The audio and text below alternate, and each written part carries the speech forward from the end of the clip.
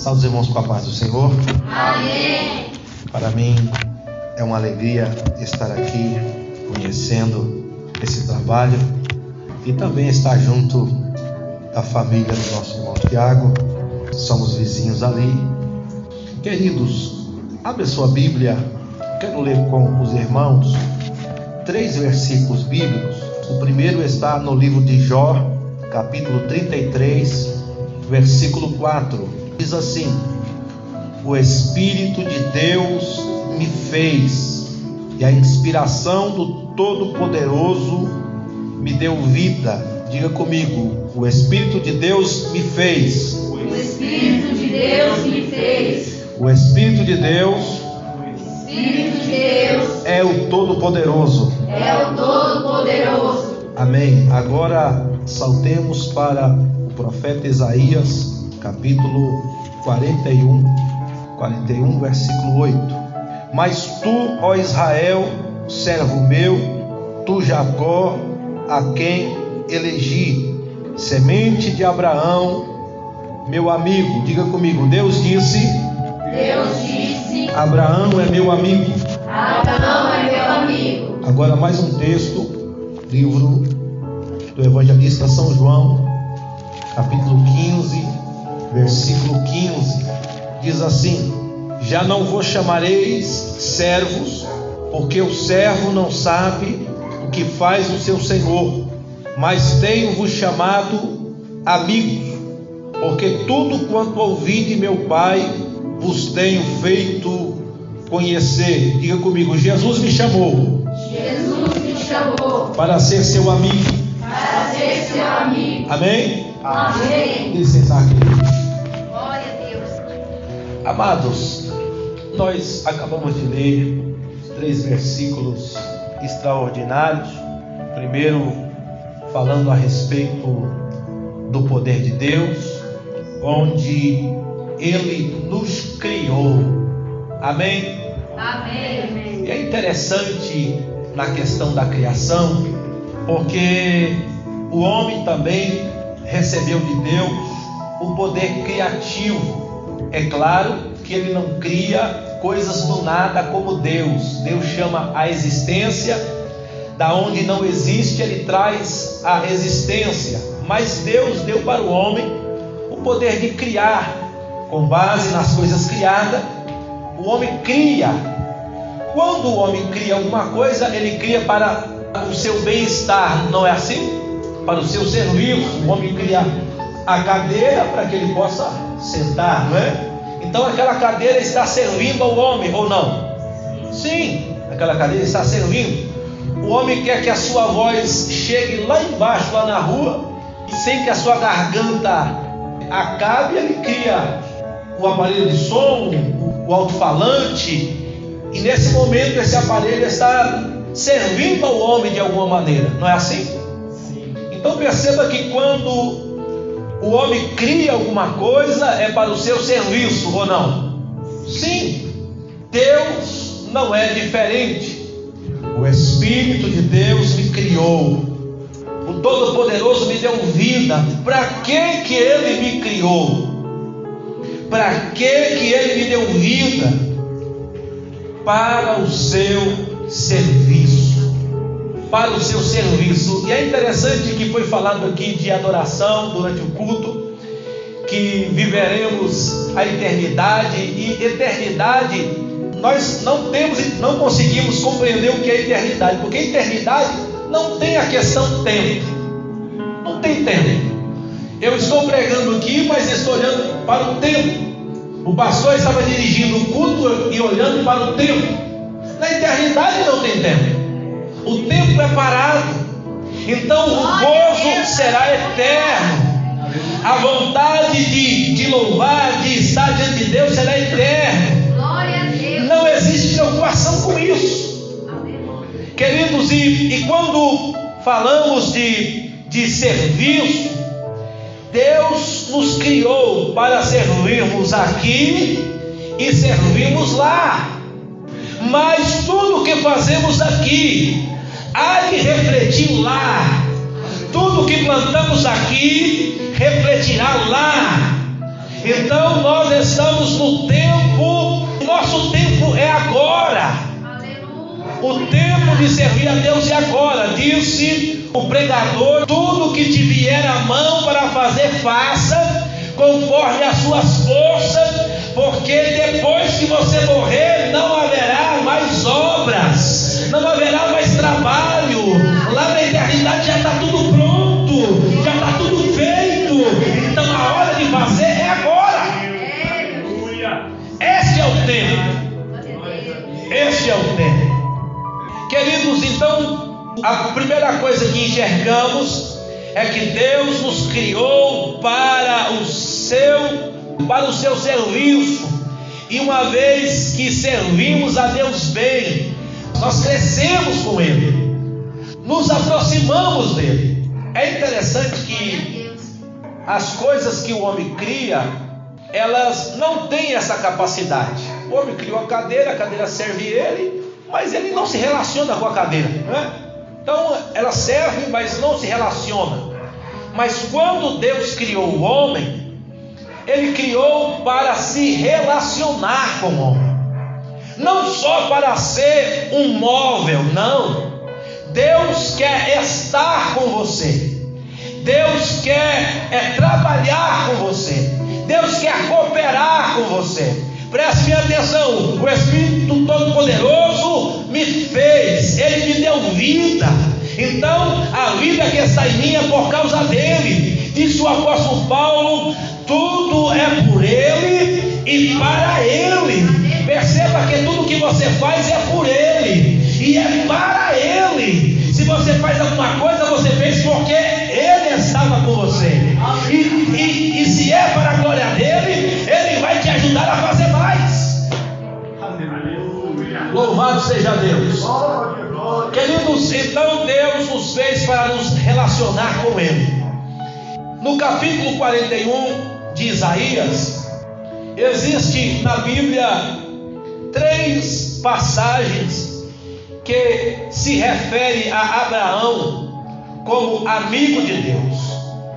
Mas no capítulo 41 de Isaías, versículo 8, Deus, por meio do profeta, está dizendo na primeira pessoa: Abraão, o meu amigo.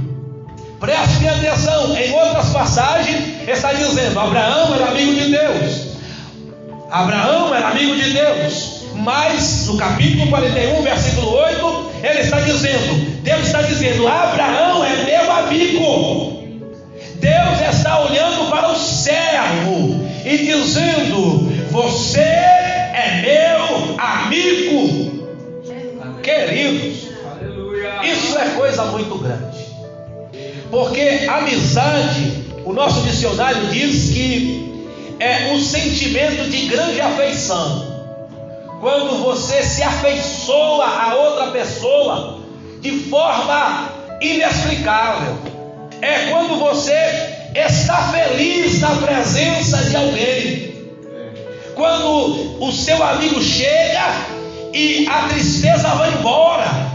Quando o seu amigo se aproxima, chega na sua casa, ele não está preocupado se a casa está de ponta cabeça, se tem o que comer ou não. Ele está lá só para curtir a sua amizade, mas está perto de você. Preste atenção, Deus está dizendo: olha, eu tenho afeição por Abraão, eu tenho prazer de estar com Abraão. No capítulo 18 de Gênesis, diz o texto que Deus ia para Sodoma e Gomorra para conferir os pecados de Sodoma e Gomorra, mas ele resolveu passar na casa do seu amigo.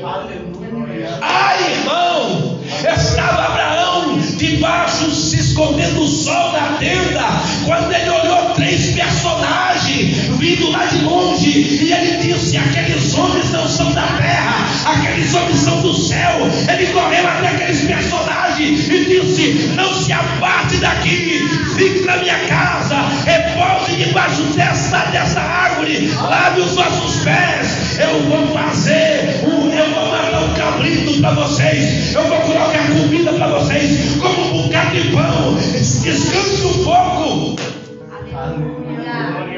Oh, irmão, que Deus, os anjos, precisa de comer nossa comida? Precisa? Não precisa. Será que Deus precisa, para se sustentar, que Abraão matasse um cordeiro? Não. Será que Deus precisava que bolo fosse feito para ele comer? Não. Mas ali se tratava de uma amizade. Eu estou na casa do meu amigo, e eu vou comer o que ele me der, eu vou aceitar o que ele colocar na mesa. Amizade. Antes de ir para Sodoma e Gomorra, eu passarei na casa do meu amigo. Não é isso que acontece com a gente? Eu tenho um amigo aqui no Montreal. Eu mandei uma mensagem para ele antes de vir para cá. E eu disse: rapaz, eu vou pregar aqui perto de você. Se você quiser vir para o culto, eu vou aí te buscar. E se você me ligar no meio do culto, se for antes da palavra, eu vou te buscar. Porque eu gosto de estar na companhia dele. Quando você está indo para algum lugar e você, puxa vida, é a casa do meu amigo, da minha amiga, às vezes é mãe, é irmão, é tio, é prima, mas não se trata mais de parentesco, se trata de amizade. Eu vou passar lá. Queridos, amizade é isso. Então Deus me criou para ser servo, mas o servo precisa evoluir para o grau da amizade. O servo precisa evoluir para o grau da amizade, porque Deus é Deus de relacionamento. Deus quer que você cresça. Você não é um produto inanimado, que não tem sentimento, que não tem desejo, que não tem vontade. Deus criou em você qualidades especiais, e dentro dessas qualidades, Deus quer se relacionar com você. Deus olha o teu coração, como disse o nosso presbítero aqui: olha, eu olho por dentro, eu olho o sentimento aí dentro. Glória a Deus, aleluia. Aleluia. Aleluia. Então, o amigo, ele tem sentimento de lealdade. Diga comigo: o amigo é leal. O amigo, ele defende você. O amigo defende você. E isso é interessante, que nós lemos em Isaías 41, versículo 8. E antes de falar que Abraão é amigo, o profeta também diz, 41, versículo 8. Ele diz assim: olha, Israel, mas tu, ó Israel, servo meu. Então ele está chamando a nação de Israel de servo. Amém? E tu, ó Jacó, a quem elegi. Por que Deus está dizendo: eu elegi Jacó? Porque o diabo pode dizer: não, ele passou Esaú para trás. Ele enganou o irmão dele com um prato de comida. Ele enganou o pai dele para tomar a bênção. Mas Deus está dizendo: eu elegi Jacó. Foi eu que elegi. Eu elegi Jacó. Sabe o que é isso? É Deus te defendendo. Abre aí, irmão, você que é bom de Bíblia, abre aí rapidinho em Colossenses. Isso aqui é muito forte. Só para você ver, Colossenses capítulo 2, versículo 14. Isso daqui, para você ver como Deus te defende, como Deus se preocupa com você. Aleluia. Versículo 13 diz assim, antes do 14: vós estáveis mortos nos pecados da vossa carne, mas Ele vos vivificou, com Ele perdoados das vossas ofensas. Versículo 14: havendo riscado a cédula que era contra nós nas suas ordenanças, o qual de alguma maneira nos era contrária, e atirou no meio de nós, cravando Jesus está dizendo através de Paulo: olha, sabe todas as acusações que o diabo tem ao seu respeito. O diabo tem adotado coisas que só você sabe. O diabo sabe das suas escorregadas, mas toda vez que ele vai te acusar, e Deus te defende, como eu já paguei, eu coloquei na cruz, eu paguei o preço, eu defendo você, eu te defendo. Glória a Deus, aleluia. Deus te defende. Deus te defende. Deus te defende. Ele é leal. Aleluia. Interessante que dentro dessa amizade, Deus não precisa que eu o defenda, porque Deus não precisa que ninguém o defenda. Ele é o Todo-Poderoso. Aleluia. Mas Ele nos defende. Glória a Deus. No entanto, a amizade é uma mão de duas vias. Tem idas e voltas. Deus te defende. Você não tem como defender a Deus, porque não precisa se defender, que você o defenda. No entanto, você precisa defender os seus princípios. Você precisa defender os seus mandamentos. A minha parte é defender a palavra. A minha parte é defender o mandamento. Nem que isso me custe a vida. Como? Não, peraí que o nível de amizade com Deus é nível de morte. É nível de morte. Você defender a Deus, defender a sua palavra, nem que isso custe a sua vida, nem que isso te leve à morte. Jesus disse em Mateus 16, versículo 25: quem quiser salvar a sua vida, perdê-la-á. Mas quem perder a sua vida por amor de mim, achá-la-á. Esse é o nível de amizade que precisamos chegar. Precisamos crescer, precisamos avançar. Eu não posso defender Deus, é verdade, mas eu preciso defender a sua palavra dentro do meu coração. Eu preciso defender a aliança que eu fiz com Ele. Eu fiz uma aliança de só adorar a Deus, e eu preciso defender essa aliança. Eu fiz uma aliança de só servir ao Senhor. Eu preciso defender essa aliança. Eu fiz uma aliança de não pegar o meu dinheiro e gastar com aquilo que não é pão. Então eu preciso guardar essa aliança. Aleluia. Oh, glória. É eu que vou defender isso. Eu vou defender o seu princípio. Eu vou defender a sua palavra, nem que isso me custe a vida. Amém, queridos. No livro de Daniel, capítulo 3, há um exemplo no Antigo Testamento que todos conhecem, que fala a respeito de três heróis: Sadraque, Mesaque e Abednego. Ache aí que eu quero ler com você, a partir do versículo 8, quando o rei Nabucodonosor resolveu fazer uma estátua de ouro. Ele deu ordem para que todos adorassem aquela estátua ao som dos tambores, das flautas, dos pífaros. Quando todos ouvissem a música, todos que ouvissem a música deveriam se prostrar e adorar a estátua que Nabucodonosor fez.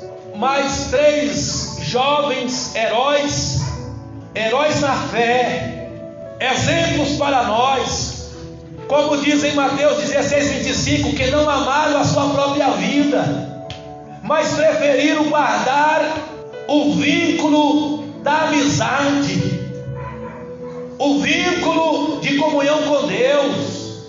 preferiram guardar o mandamento, preferiram defender a palavra no seu coração, preferiram lutar por aquilo que eles aprenderam. Aleluia! Diz que como Sadraque e Mesaque não se dobraram, no versículo 8 diz assim: e no mesmo instante chegaram alguns homens caldeus e acusaram os judeus. Preste bem atenção, Sadraque, Mesaque e Abednego já estavam sendo observados, eles já estavam sendo observados, só que não tinha como pegar eles. Por quê? Porque não havia ainda uma lei que mandasse matar, mas agora havia uma lei de morte. E como Sadraque e Mesaque estavam sendo observados, quando eles viram que eles não se dobraram, rapidamente foram acusar. Eles disseram: ó rei, você não fez um decreto que todo homem deve adorar ao som da buzina, da harpa, do pífano? Só que, versículo 11, quem não se prostrar vai ser lançado no fogo ardente.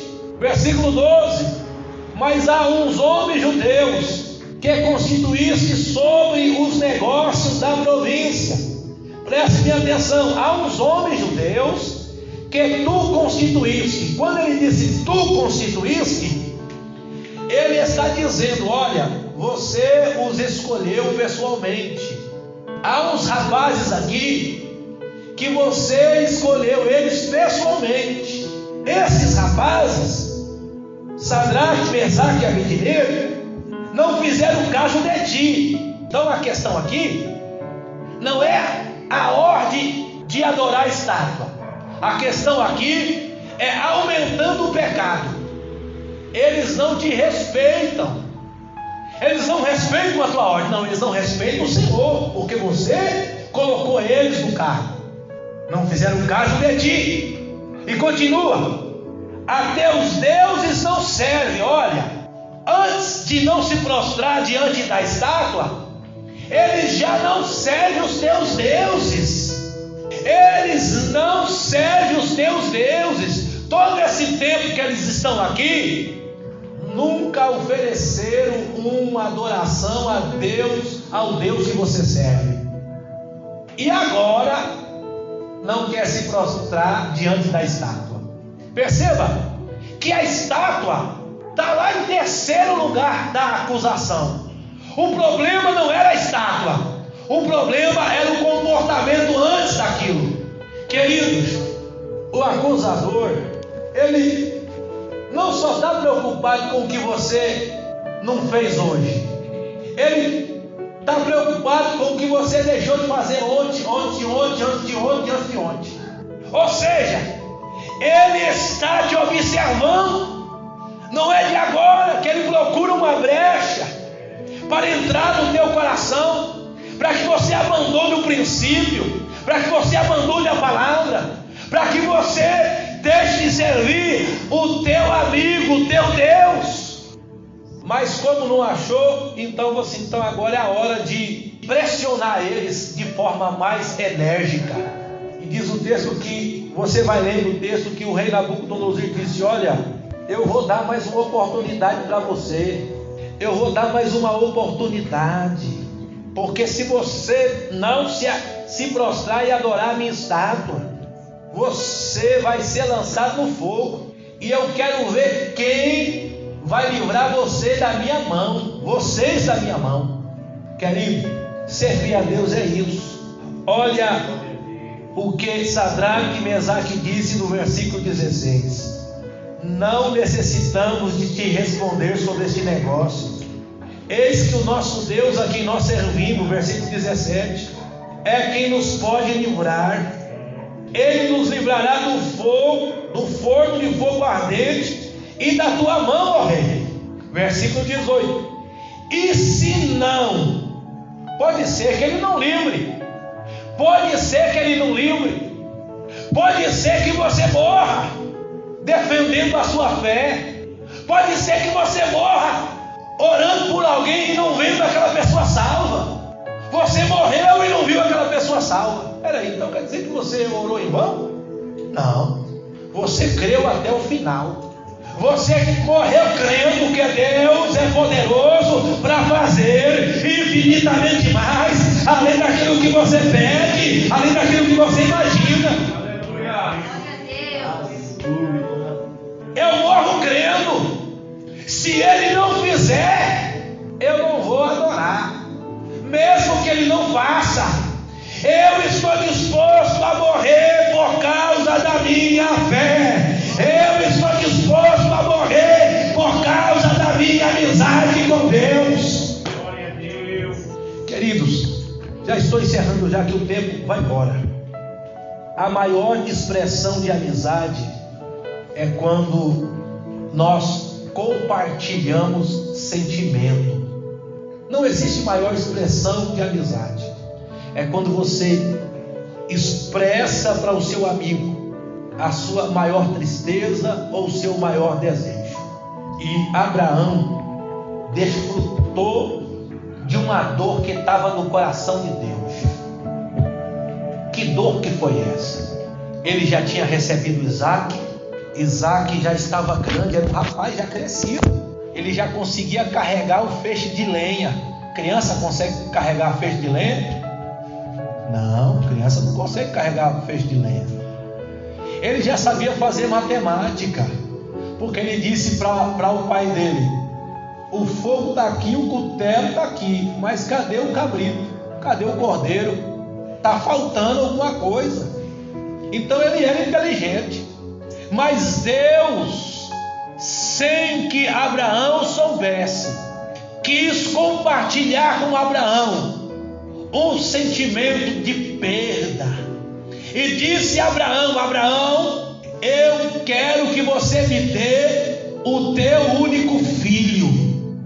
Vai até o monte que eu vou te mostrar em Moriá. E Abraão se levantou bem cedo e caminhou 3 dias e 3 noites até chegar ao monte que Deus lhe mostrou. E durante esse período, Abraão sentiu tristeza e perda do seu filho. O filho que ele esperou por 25 anos. O filho que ele aguardou. Agora já um rapazão. Deus o queria. Mas Abraão era amigo de Deus. Se Deus quer, eu vou dar. Se Deus quer, eu vou dar. Amigos, às vezes pedem coisas doloridas para o outro, mas o outro faz por causa da amizade. O outro faz, isso é duro, é difícil, mas eu vou fazer. Amados, Abraão deu para Deus, e aquilo era um ato profético. Ele estava vendo sem saber que Deus daria o seu filho aos homens, e ele ficaria morto por 3 dias, mas ressuscitaria no 3º dia. Glória a Deus. Abraão compartilhou um sentimento de tristeza. Deus compartilhou com Abraão um sentimento de dor que estava no coração de Deus. Deus revelou para Abraão sem que ele soubesse. Quando Jesus estava para morrer, Jesus chamou 3 amigos especiais: Pedro, Tiago e João. Por que especiais? Porque eles ouviram Jesus dizer uma coisa difícil de alguém ouvir. Irmão, Jesus, vamos falar numa linguagem aqui de hoje, Jesus era um super-herói, irmão, ou não? Sim. Ele curava cego, ressuscitava morto, andava em cima do mar, acalmava mar, expulsava legião de demônio, multiplicava pão, transformava água em vinho. Jesus fazia coisas extraordinárias. Jesus fazia coisas extraordinárias. E eles viam aquilo toda hora, todo dia, toda hora, todo dia. De repente, já no final do seu ministério, Jesus vai até o Getsêmani e chama Pedro, Tiago e João e diz: ficai aqui comigo e velai comigo, porque a minha alma está em grande angústia até a morte. Eu estou com medo. Não, o Senhor está com medo. Querido, você só expressa o seu medo para quem realmente você considera como amigo. Se você não considera que o outro é seu amigo de verdade, você não fala, eu estou com medo, eu não sei o que vai acontecer, eu estou desesperado, eu estou apavorado. Jesus estava apavorado. A minha alma está em grande angústia até a morte.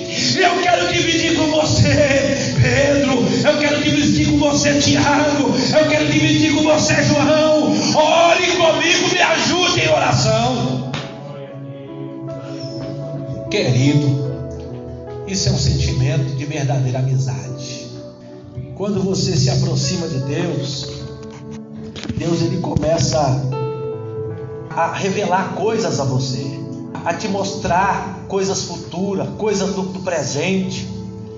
Deus começa a falar com você. Mas quando Deus começa a mostrar o seu sentimento para você, realmente você está em um grande nível de amizade. Quando Deus começa a dizer, eu estou triste, realmente você alcançou um grande nível de amizade. Queridos, mas antes de terminar, no capítulo 41 do profeta Isaías, o versículo 10 é interessante, porque diz assim: não temas, eu sou contigo, não te assombre, eu sou teu Deus, eu te esforço, eu te ajudo, te sustento com a destra da minha mão. Deus te esforça, Deus te ajuda, Deus te sustenta. Porque eu consegui fazer tudo isso? Porque Deus te esforçou. Porque eu não desabei? Porque Deus te sustentou. Ele é o teu amigo. Deus te ajuda, mas Deus não precisa que você ajude Ele. Diga comigo: Deus me ajuda, mas Deus não precisa que eu ajude Ele. Nesta amizade que temos com Deus, você vai precisar guardar esse princípio. Uma coisa é servir a Deus, tá bom? Outra coisa é ajudar Deus. Uma coisa é servir a Deus. Deus dizer: sirva o pastor Tiago, sirva ele. Outra coisa é você ir além do serviço e querer ajudar. Para que você entenda, quando Deus disse a Abraão, desde o capítulo 12, de ti vou fazer uma grande nação, e Deus foi confirmando ao longo da sua jornada. No capítulo 16, ele ouviu Sara e deu uma ajuda. Não, já que Deus não veio ainda, vamos ajudar aqui. Alugou uma barriga de aluguel, Agar, serva de Sara, e teve Ismael, ajudando Deus. Deus não precisa da tua ajuda, Deus precisa que você o sirva. No capítulo 17, depois de 14 anos, Deus volta à casa de Abraão e diz assim: anda na minha presença e ser perfeito. Eu não preciso da tua ajuda. Aleluia. Queridos, o nosso relacionamento de amizade com Deus, guarde esse princípio: Deus não precisa da minha ajuda. Deus precisa que eu creia nele, espere por ele e sirva a ele, ainda que isso me leve à morte. Mas ajudar Deus não. Quando Jesus estava para morrer agora, capítulo 18 do evangelista São João, a partir do versículo 18, diz que Pedro pegou a espada e tentou defender Jesus. cortou a orelha de um certo sumo sacerdote chamado Malco. Jesus falou assim: eu estou precisando da sua ajuda? Será que eu não vou beber o cálice que o Pai me deu? Eu disse para o meu Pai: faça-se a tua vontade. Pai, se quiseres, faça de mim esse cálice, mas não faça a minha vontade, faça a tua. E por 3 vezes Jesus orou, e o Pai não passou de Jesus aquele cálice. De repente chega Pedro lá e dá facada no soldado. Jesus fala: eu não preciso da sua ajuda. O cálice que o Pai me deu para mim beber, eu vou tomar. Aleluia. No capítulo 26 é o mesmo texto, só que não diz que foi Pedro que cortou a orelha. No capítulo 18 diz que foi Pedro, do evangelista São João. Mas no capítulo 26 de Mateus diz que um dos seus discípulos cortou a orelha. Jesus disse assim: eu não mandei vocês me ajudar. Se eu quisesse, eu pediria ao Pai, desceria aqui neste instante mais de 12 legiões de anjos para me defender. Queridos, se Deus mandou você pregar a palavra, prega a palavra nua e crua. E quem vai converter o ouvinte é Deus. Aleluia. Aprove a Deus salvar os homens pela loucura da pregação. É Deus que vai salvar. Deus não precisa que você o ajude. Você está orando para Deus salvar? Confia na oração. Deus não precisa que você o ajude. Deixa Deus fazer a obra dele. Vai confiando e fazendo aquilo que ele colocou na tua mão. E tudo o que você precisar, Deus vai te atender. Amém? Amém. Querido, fique com essa palavra e que o Espírito Santo continue falando em cada coração. Agradeço a oportunidade que foi me dada. Devolvo a palavra ao nosso pastor. Amém. Deus abençoe, pastor. Glória a Deus.